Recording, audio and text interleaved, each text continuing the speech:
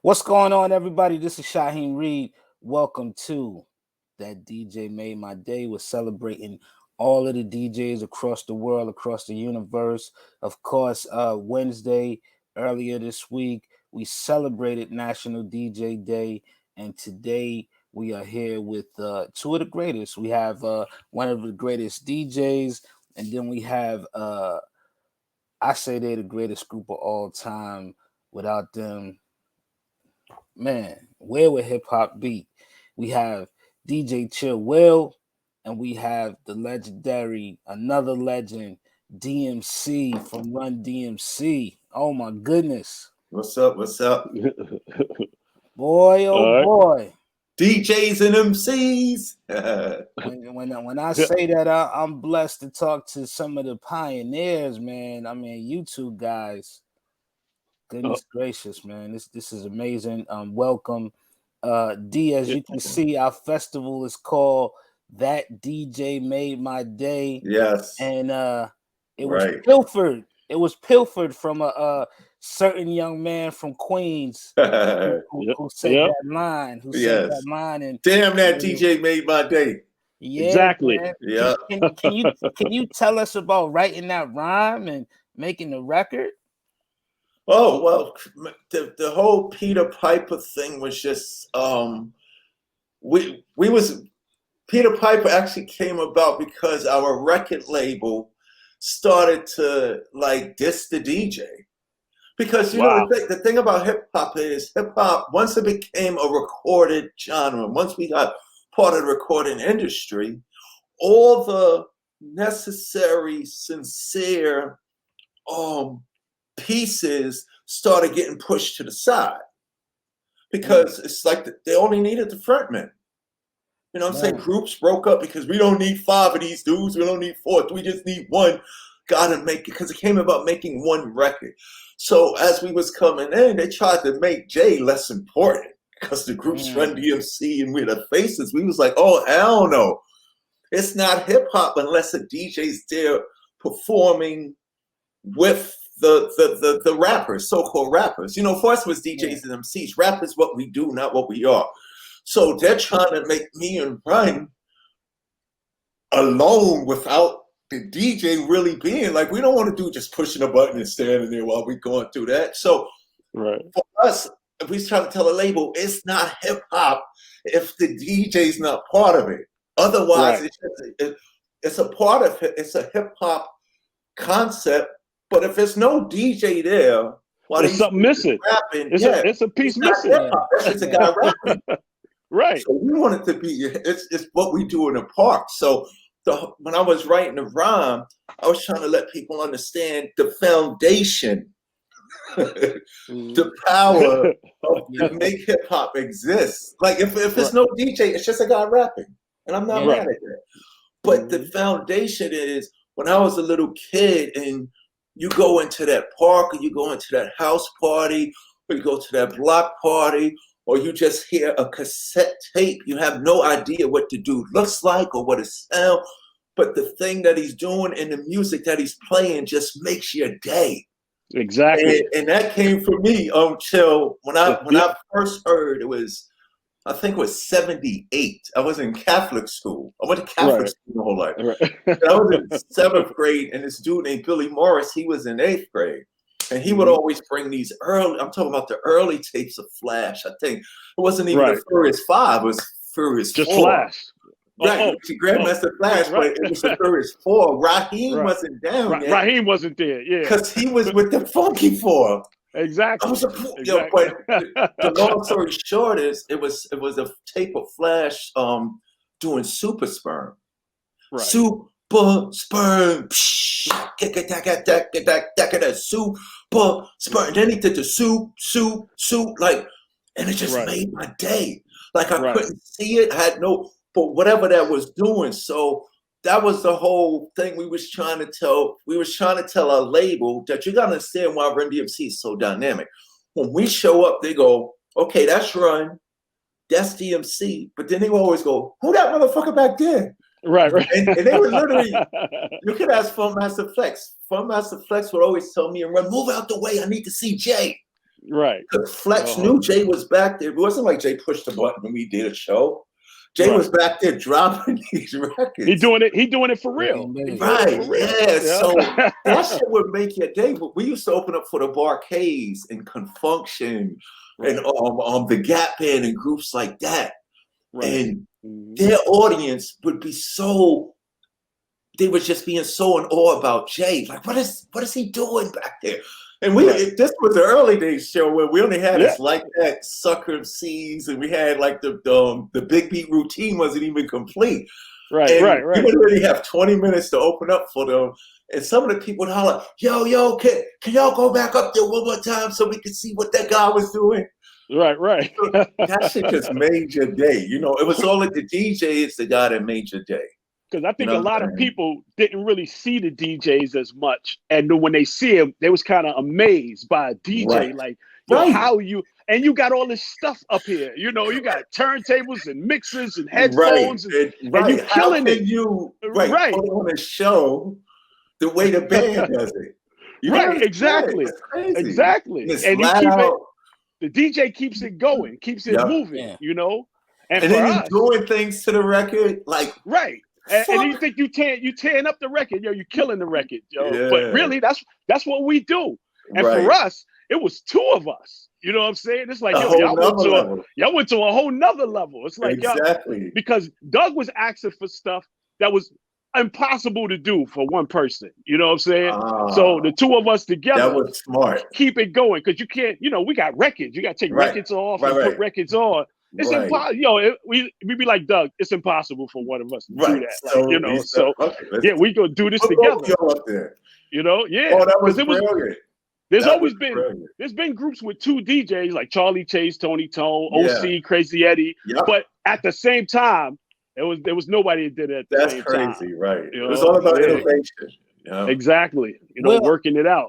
Well, I want you to take us back to like that golden, because they talk about the golden era of MCs, being like the some people say it's like the mid 80s to late 80s, but I look at the golden era of DJs in hip hop, man, where it's people like yourself, it's Jam Master Jay, it's DJ Scratch, Grandmaster Dre. You got to tell us, like, just being involved and what was it like, everybody in that alumni that you come from, that 80s DJ, getting that platform, people making songs about the DJ, they giving the DJ some time in the show to really get off and get busy. You got to tell us about being amongst all of those great DJs.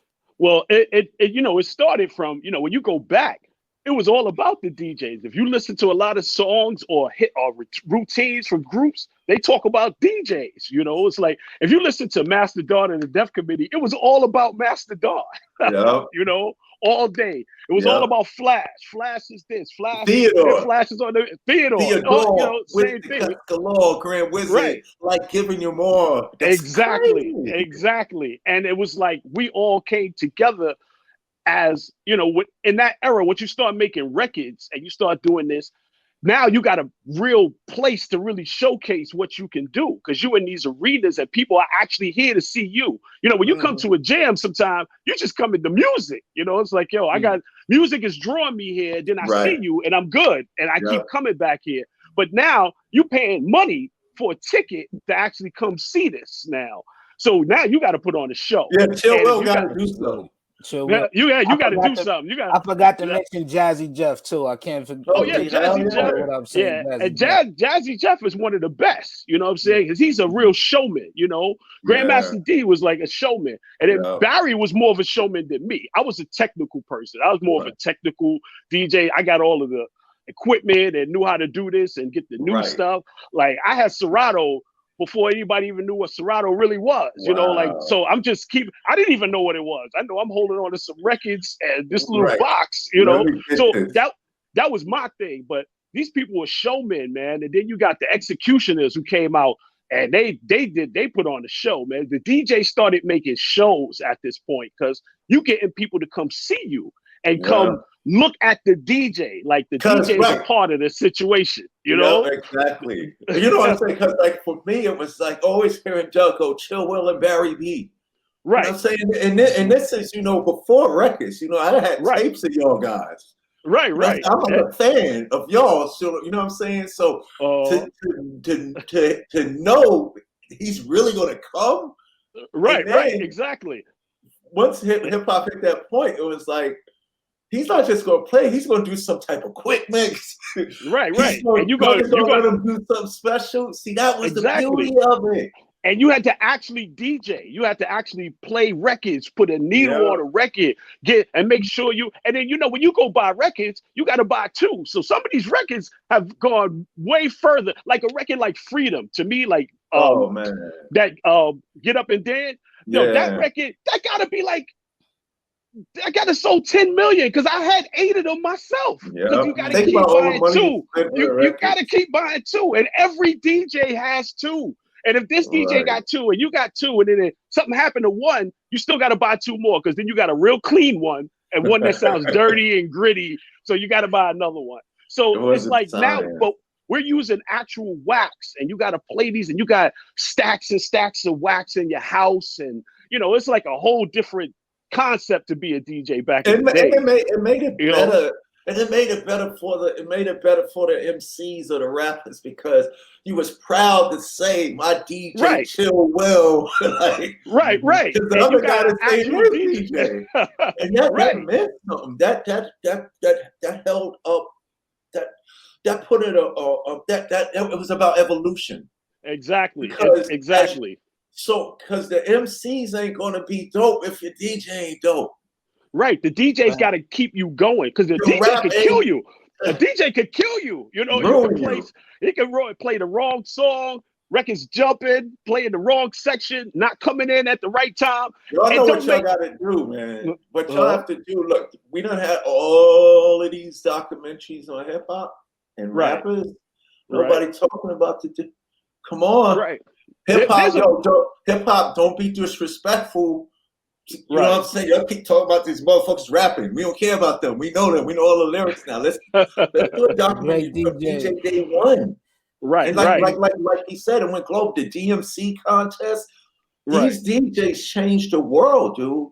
Right. I'm talking about DJs make the best producers. Right. The best producers in the game is DJs and musicians. Because they go through all of these songs, all of these records. They hear things that you don't normally hear. They'll be like, this will be hot as a track. Or this would be hot at this, because I'm listening to music all day long, And you got albums where you bought it for one song, but let me hear what else is on here. You'll sit and listen to the whole joint. Better than a single. Yeah, like how you think? Who's listening? What young cats are listening to Bob James? You know what I'm saying? Like the breakbeat came from that. Then you get Nautilus from that. You get all these different songs, because. And we ain't going to buy no jazz records just because, I like jazz. You know what I'm saying? It's got to be funky in there, because I'm 16. What I know about Bob James? That's crazy. You know what I'm saying? Yeah. See, that's another thing, Shaw. They were young. Right. Young boys and girls sticking through learning. See, I had never heard of Bob James. That was before Breaking Bells. For me, it was like I heard Flash, and I just wanted to be able to go soup. Yeah. So I'm in the I used to literally be in the basement. I had a bullshit turntable set, but I had turntables. I had the Gemini mixer. It was like $40. It didn't have a cluster. It was the up and down one. Up and down. So up and down. It used to be in the front mirror, front window of all the electronic stores. Right, because $40. Yep, I had that. And how old were you? I was 15 years old. Wow. And I would literally try to do it. Then I would stop, turn all the equipment off, go over to the boombox, put the cassette tape in, and then just sit there and listen. How the hell is he making it go bing, bing, bing, bing, bing? Good times. Boom, boom, bing, bing, bing. Like, I didn't know, because I never saw him. So I had to figure that out. You know what I'm saying? Then I remember the first time I ever saw a Flash in person, we had it. What was the guy on Hot 97? Not Hot 97. 98.7 Kiss. Ken. What was that guy? Ken something. He had the voice. Ken. He was a VJ Ken, but we did a show. It was like an early show. It was like 7 p.m. show. We opened for Grandmaster Flash and the Furious 5. Wow. And here's a funny thing. Grandmaster Flash. As Run DMC? As Run DMC. It was one of our first shows ever. We opened for Flash. And I remember Flash, he pulled up, he had a Lincoln Continental. Right. And he pulled up, right? And then he got out and he had like a record bag. Right. And it was like seeing Batman or something. So I'm standing there, like Ron was used to seeing him because Ron was the son of Curtis Blow. Right. And I'm like, oh, that's Flash. He had the leather on and he had his Flash hat on. And, with the leather hat. Yeah, remember that? And he walked into the turntables and he did that thing like this. And then he turned around. When he turned around and said, Grandmaster Flash. Right. Oh, and then he dropped, what's the name of the song? Dun dun dun dun dun. Boom boom. Catch a groove. Catch a groove. Yep, Catch a Groove. Yo, Shaw, Grandmaster Flash dropped Catch a Groove. Dun dun dun dun dun. Yo, it was crazy, man. And then he took out what record he took out? He took out I think it was Curtis Blow's Christmas rapping. Yo, it was crazy. Right. And then Creole came out and started with that voice. Yo, it was incredible. See, the DJ takes it to another level. You got all these motherfuckers rapping so way. But for one of those rappers to sit up right about now and start doing this, it was like a dynamic dude. Like it was crazy, man. It made it put it, the DJs allowed us to be on that rock level. Right. You know what I'm saying? Exactly. Because the DJ was the band. Right. Yep. Says,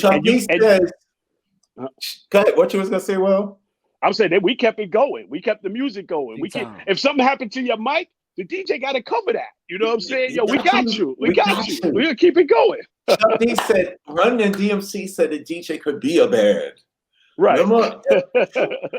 Yo, we was busting bands' asses. It was crazy. Exactly. Now, what's funny about that, if this younger generation, and they do though, I see all of these young kids up on Instagram and social media. Right. Killing it. So crazy. Imagine, you see them, right? They be girls, young little, the two twin girls. Like yeah, nice. Oh, they're nice. Yeah. That's a whole level of skill that, like, so many people listen to hip hop, but the DJ was like the God. It allowed the audience, us, and everybody to experience it. Now it's kind of like a two-way dimension. I'm seeing my favorite rapper, and I'm hearing the music. The DJ made you experience that. I mean, to see Chillwell and Barry B come out on stage, you're like, what the hell? Yo, this is and then Dougie comes, and then the guys come out. But see, now it's not the guys now. And that's why, you know, when you hear us OGs talking, we're not hating on anything these young cats is doing. Right. Not at all. We're missing something. You know what I'm saying? Me, Chillwell, because that's where we come from. Right. We're not judging. We're not judging this era of hip hop from I'm 40 years old now and I'm a man and I'm older now. No, we judging it. I was 15 years old. So when I look at hip hop now, Shaw, I'm not judging it because I'm DMC and had hit records and been 30. Now I'm judging it. If I was 15, 16, this is bullshit. You know what I'm saying? It's just so much more exciting. We never got complacent. Yeah. And like I said, they tried to make they tried to forget about the DJ, especially when CDs was made. Right. Exactly. That's a whole other thing. Well, now, you know what it is too, though. You know what it is too. We need some of the OGs to get with some of these young guys because we were just having a conversation with this on the show that earlier this week, is that now you got MCs coming out to do shows and they're actually rapping over their vocals because they don't have the DJ, or they don't even know though, but they don't know. They don't know too, right? I think a lot of them don't even know. Yeah. Yep. But you know the thing about the DJ, having a DJ, if you rap over something like a CD or flash drives or any of that, you stuck with that format. If something ain't working and you got 4 more minutes of that, you got to continue with them 4 minutes of that nonsense that people are going, oh my God, this record stinks. This is terrible. Right. But you got to continue. A DJ, you can be like, yo, spin that out, and go into something else. Yep. You can get into the next thing. But when you're doing a CD, you are stuck with that format until you get to the end. You got 30 an hour of hell to go through because you going with a format that may not work here. Yeah. I saw an artist, I'm not going to say no names, but I saw an artist come to a school, you know, artists are, you know, our era of an artist, you know, go to a college and play, but you can't really play with that crowd. You got to take your songs and kind of fix them up a little bit to cater to this audience. You know what I'm saying? Yeah. But you're going with a CD that's stuck with the way that you have it. You know, no DJ, you just stuck with the way that sounds.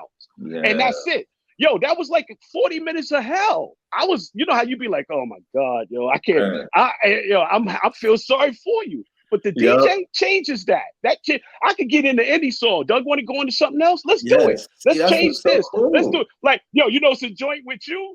When we did, you know, it was crazy. When we did Lottie Dottie off of with Redman and De La Soul. Yeah. Yo, DMC was like, yo.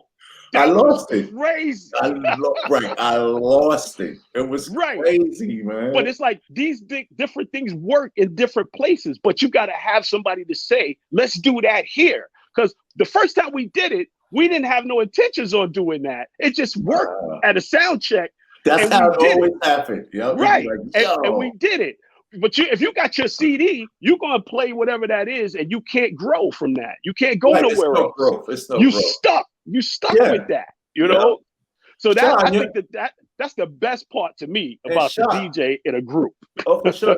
Imagine how much more it would be exciting if not only you was seeing what, let's say Drake was doing, but imagine if his DJ had Drake's DJ against DJ or something like that. Yeah, that don't exist no more. No. Right. You know it's just who raps better in records. You know what I'm saying? And that's still exciting because it's a recorded industry thing. Right. But what happens without the DJ, to add to what Will was saying, you get monotony. Exactly. Jay was able to say, yo, this show, we're not starting with this, we're going to start with this. Exactly. And that's very important. You know what I'm saying? It's like, you know, nowadays is you hear the record being streamed, you brought the record if you brought it or not, and all your friends is playing it. But when you go to see him, it's supposed to be a totally different experience. Right, exactly. With the D, you know what I'm saying? It's like, imagine if Drake was with Grandmaster or whatever they want to call, you know, you got Youngness and you got Ugly Pete. Right. Ugly Pete up against, you know, Fat. That it would be so it would open up everybody's enjoyment. Then, you know what, then you would have more people, you would see more, you would see a more diversity of creativity in the audience. Now you just got rap fans. Right. You don't got hip-hop fans. You got rap fans. Hip-hop fans. Ice-T and them, they say, yo, when we saw Run DMC had the fucking lights and the J came out the sky and shit like that. Right. Exactly. Yeah, man, the J. Shit, if none of them never came out, I'm good because Jay's. If Doug never shows up, you're gonna be doing this. You know, it just made it a blessed experience. Yeah, we did a show with Kool and the Gang one time, and we rocked so hard they wanted to keep going. Like they was like, keep this going. Like, yo, the whole place is dancing, everybody's up, we killing it right now. Yeah. Now it's time to start the show, and it's like, oh, come on, yo, you know, because you have that kind of power to make this thing something different, you know, than what you normally would get, you know, because you can come on and do your CD, you can do your whole CD, but like D said, the key word is experience. So you get the experience when you get to change it up. To like some shows, you got to cater for the audience that you're with. Everybody don't work for everything, you know. Right. Yeah. So you got to cater to that market. Yeah. Some of these southern markets, you got to play some southern joints, or you got to do what you do. You know, you may have to take something out of your show. Be like, yo, let's not do this song here because this ain't gonna work. Or you may be politically incorrect on something. Be like, I'm not going to do that one. But if it's on your CD. and truth be told, the beautiful thing about the DJ is it levels the playing field because people would come to our shows and we'd be playing, you know, it's Beastie Boys, Run DMC, LL Cool J, and Houdini. So that lineup is just crazy. It's ridiculous. That's crazy. When the Beastie Boys take the stage, DJ Hurricane is doing something the other three DJs ain't doing. Right. So that next DJ know Grandmaster I got to D do coming something. on. Yeah. You know what I'm saying? Now he cutting with his shoe. Now he got the shoe, and they holding him up and stuff. Yo, it was crazy. Who eats the cereal? Yo, it was just. You got to keep expanding. Keep expanding. Yes, and that was the beauty of it. You know what I'm saying? It was like, we had Jam Master J, but Houdini had Grandmaster D. Right. It's all like friendly. It's friendly rivalry kind of, and it make you grow. It make you grow. EPMD. Oh, Scratch. They bring this guy Scratch along. So it was over. It was over when Scratch came out. I should tell you, when Scratch was DJing by himself when we went over to London, and Scratch was sleeping on a bus, and Jay was like, "Yo," Jay was just that, "Man, you sleeping in my room from now on." So Scratch said, "Oh shit, I get to fucking sleep with you." But he said him and Jay would always be, "Yo, Scratch, what was that shit you was doing last?" Yes, well, Jay, that's how you know what I'm saying? And right, crazy. Yep. So that made it always evolved and stuff like that. Right. And people don't understand how much fun it is to DJ too. That's a whole nother. It is. And you started out as a DJ. I started out and Run too, right? Run started out as a DJ. Run. So it was 3 DJs in your group. It was you, Jay, and Run. All 3 of y'all are DJs. Exactly. So how did y'all get that transition from wanting to be a DJ to the greatest MCs ever? Run was DJ Run originally, but he was still a rapper like DJ Hollywood. Right. Run was first down with Curtis Blow. Run was my disco son, DJ Run, and Run would come out and bust a rhyme or two and then go over the turntables and do some mixing stuff. I actually taught Run. He didn't know how to quick mix.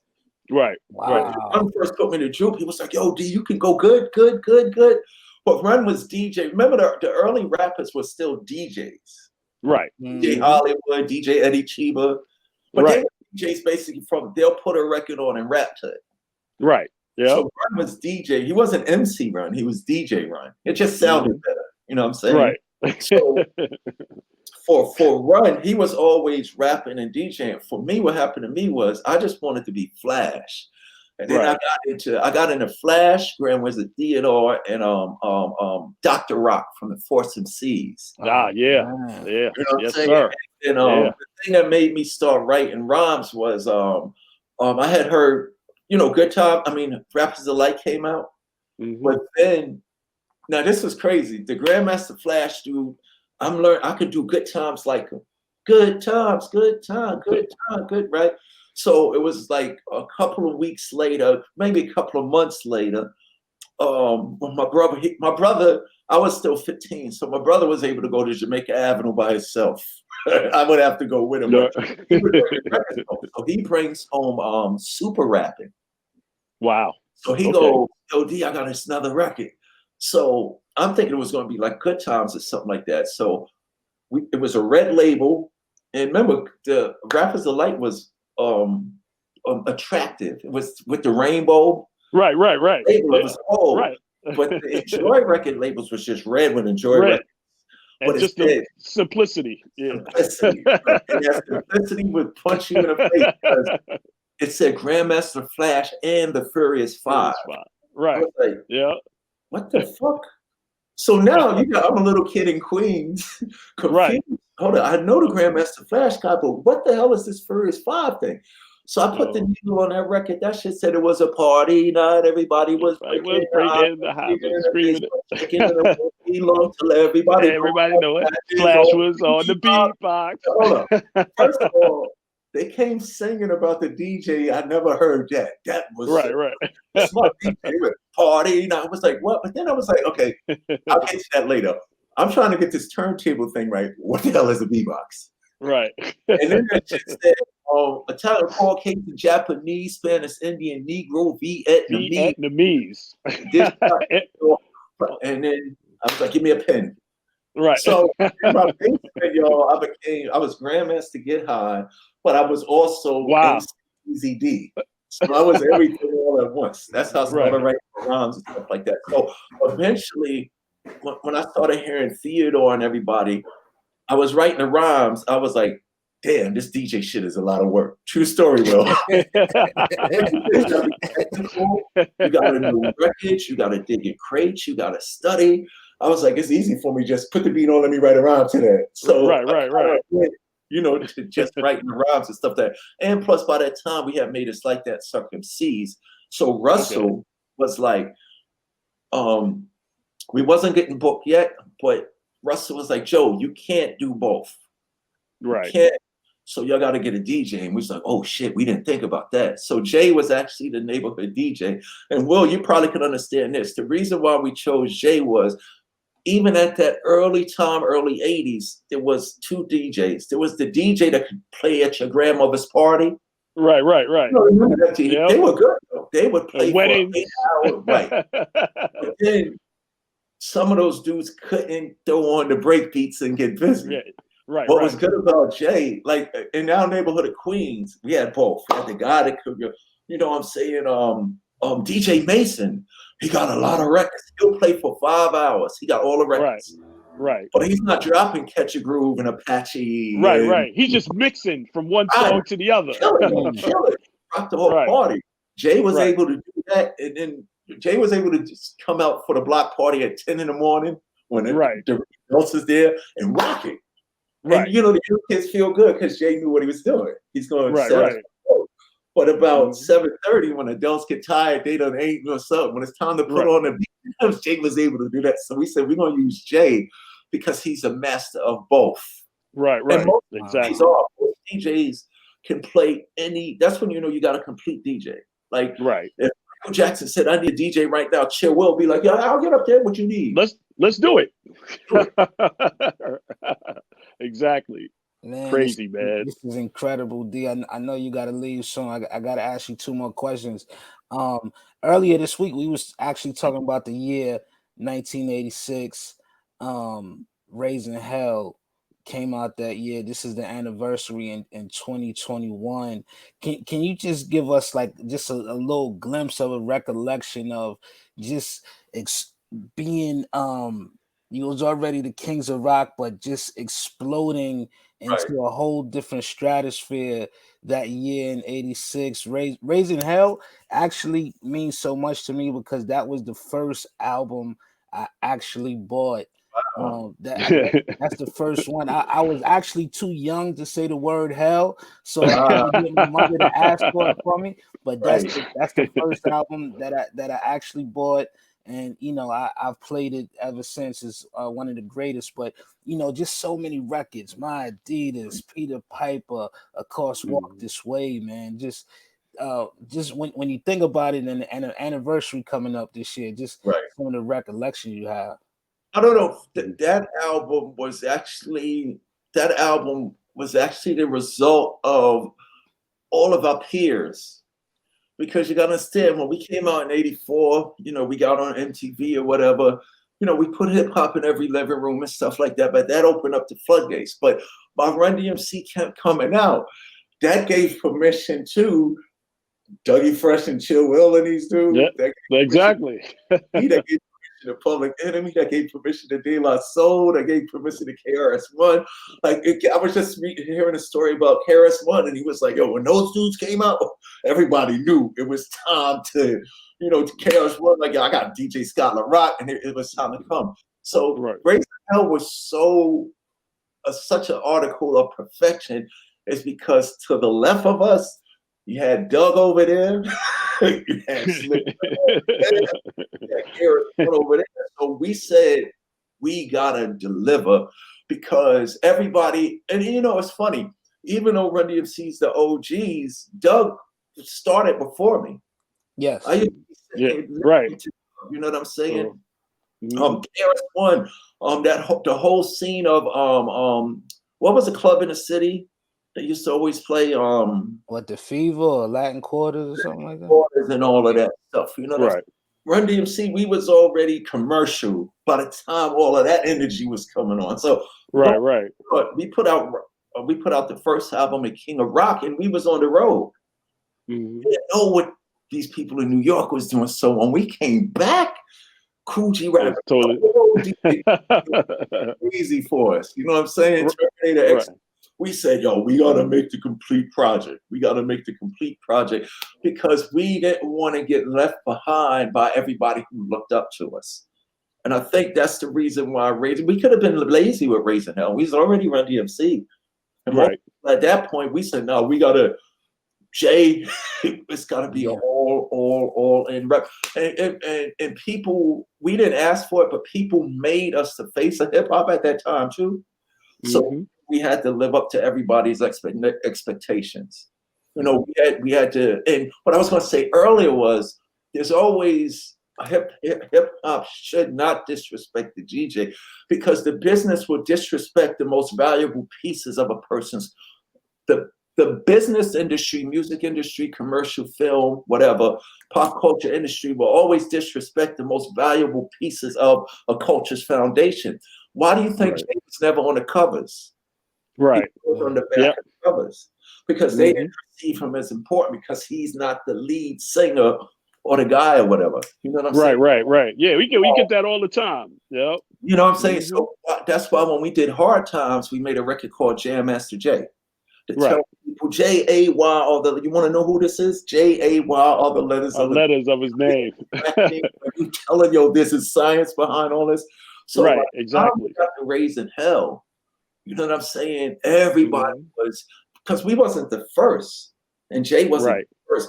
But all those DJs like Chill Will and Theodore and Flash, Jay had their integrity riding on him.